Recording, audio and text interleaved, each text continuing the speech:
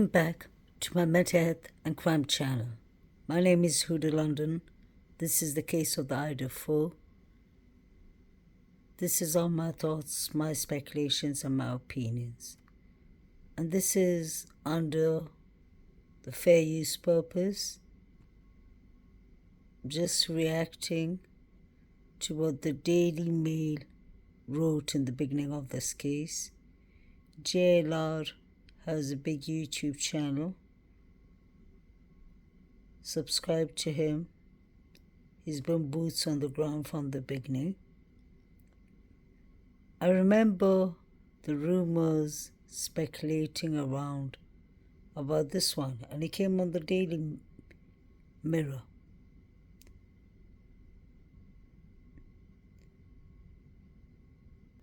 Surviving roommate in the University of Idaho stabbing begs to not face the unaliver in court.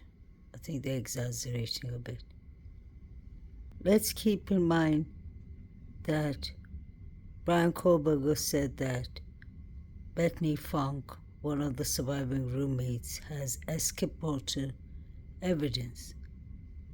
So it says, suspect Brian Kohlberger, 28, has been charged with 4 counts of first-degree unalivings and burglary after 4 University of Idaho students were stabbed to death on November 13, 2022.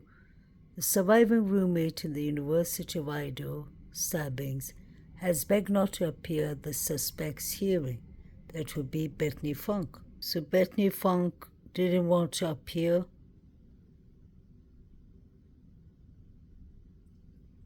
She's one of the surviving roommates. So BK always believed that Bethany Funk could exonerate him with the information she has. Whether the surviving roommates staged their statements or not, look at it this way. People hear and see and understand things different, especially if they're under some kind of addictions. DM said that she didn't see the fireworks, but BF said she saw it and she heard it. And I'm sure BF must have said something in her statements that Ann Taylor found to be escape evidence, unless the fact that Bethany Funk is selling rugs or Venmos. Her Venmos are evidence to that. What if she's selling something to BK, and that's how he ended up coming there that night? That makes him a rug user, which allegedly he's been using heroin for 5 years before. And then he cleaned up his act and got his criminology master's, and he was doing his PhD. What if BK was there just to buy rugs or something of that sort? Now, this is the part I found to be interesting.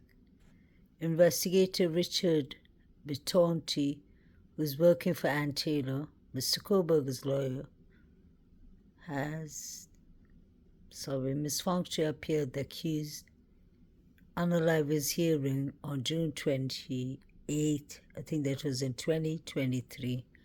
According to the affidavit, she, that's Bethany Funk, allegedly witnessed a naked man run through a rear sliding door. She lived on the first floor of the home and came face to face with the alleged unaliver. Wasn't it DM that came face to face with Kohlberger or Stefan from the Vampire Diary? I don't know which one yet. But I always remember hearing about Miss Funk seeing a naked man run through a rear sliding door. And I told you all about somebody from the university themselves, a source, sent me a message, and he said that he saw Bethany Funk running almost naked from the house, and she kept on yelling, "He has a large weapon." And he said, we all were just watching from our window, so he said, I thought she was joking. So I said, good for you. Then he said, the next day when I got up and heard about it, I felt really bad. I wish I understood it was serious. But according to the source, it was Bethany Funk that was running half naked. And that was from the sliding door. So who was running out naked or half naked? Was it Bethany Funk or was it a man from the sliding door? And then we have the tripod that was recording behind the sliding door. And it said that they recorded a female running from the sliding door hysterically. Could have been anyone. I don't know why the police haven't put it in their reports yet. The tripod is interesting. That was at 2 a.m. and the tripod spoke about the black truck too. They said it was parked in front of the house. It's the same black truck we see passing by Taylor Avenue at 3 a.m. DM's father has a black truck, allegedly. So does Quinn Kelly and his father. I've seen a black truck exactly similar. I showed you parked near Sigma Chi fraternity. It could have been anyone's black truck. But the timeline it was roaming was quite strange. Let me know what you think about it. Do you all believe the young man from the college that sent me the comment message saying that he saw Bethany Funk running naked from the sliding door? And she kept on yelling, he has a large weapon. He said we thought she was joking. He said the next day I found out that it was actually true. And I feel bad. But Bethany Funk says that she saw a naked man running from the sliding door. And then we have the tripod that says they recorded a female running from the sliding door. So the young man from the college could sound very right, because that's what the tripod says to. And he said he lives just literally a minute, 2 minutes away from King Road. So there was a lot of commotion going on. Everyone knew about what was happening. Why didn't they call 911? Is the question. Prosecution that just is okay with covering everything up and not telling you what's going on. It's hard to be accurate, and they've criticized us for not being accurate on certain things, and it's because we're not getting the facts. Parents shouldn't have to beg to know what happened to their kid in the last 24 hours of their life. We figured out everything that we could. We got the grub truck video before they did. We got the white car. We got the 112 surveillance even before they got it. We were the ones that tell them to go to these cameras and pull them off. I'm sure they already were going to do that anyway, but we got it before they did. So they were just concerned that they weren't in control and we knew too much stuff, and it's unfortunate. Did All someone right. did someone did someone with the investigation describe that Kaylee or Maddie was gagged during this horrible crime? I was told that by somebody in I can give that out. That was Babbitt. That was Babbitt who gave that information. What did she say?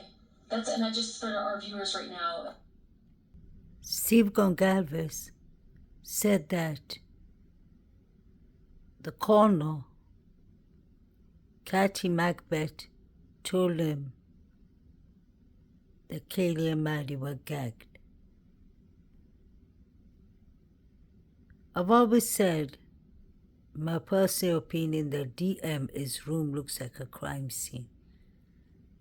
And whether this is a long rope or cloth or a rope that is made with a cloth material, you can see how long it is and that it goes to the floor. She has a screen mask there. Her whole room looks like a crime scene, in my opinion. Now we have Steve saying that the girls were gagged. I don't think that Ethan and Xana were gagged at all, because I believe they were unalived outside. This is just all my speculations and my opinions only.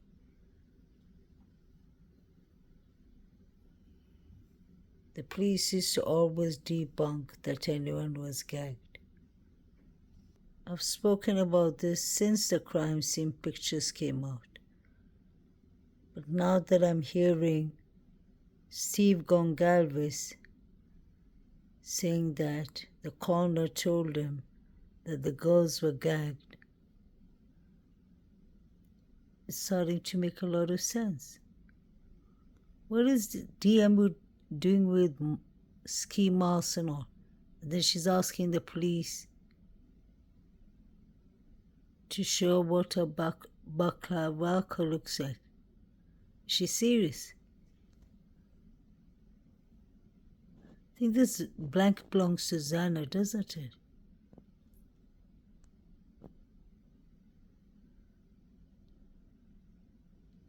Could she have gagged them here? My opinion. Starting to believe that two people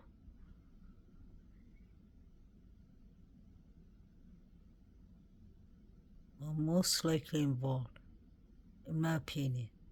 Just my opinion. Jack D and DM. Jack D, because he was at the crime scene. He was put in the Land Cruiser, the police Land Cruiser, for 45 minutes. His hand looked like they're bleeding. It was all red, dry, red liquid. He was talking to DM. They're whispering. Just so you know. What is written on that pillow?